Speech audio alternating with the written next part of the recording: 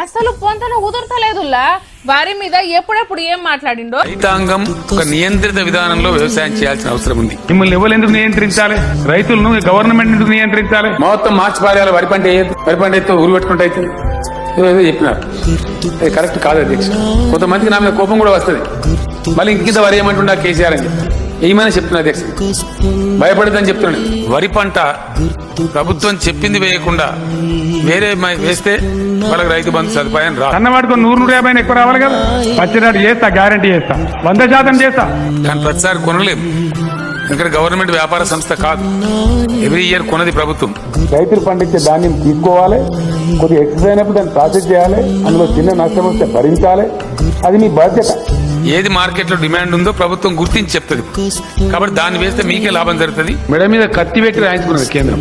Boil rice నువ్వు తీసుకున్నావు, okay, మేము సప్లై చేయం. పండేదే బాయిల్ రైస్ తెలంగాణలో. వేరే రైస్ కూడా పండితే నాకు అర్థం కాదు. దాన్ని రా రైస్ చేసుకుంటారు, బాయిల్ రైస్ చేసుకుంటారు, భాగవతం చేసుకుంటారు, ఇంకేం చేసుకుంటారు మీరు చేసుకోండి, మీ చాయిస్.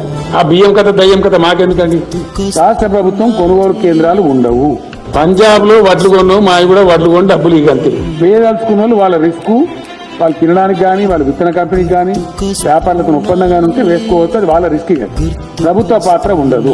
చెమట పడికి కష్టపడి పెట్టుబడి పెట్టి రిస్క్ తీసుకొని ఎన్నో ఆర్ట్పోర్ట్లు కట్టుకొని సీజనల్ కండిషన్స్ కట్టుకొని రైతులు పండిస్తే కానీ రైతులు దాన్ని కొనరు. ఏడాదికో మాట, పంటకో పాట.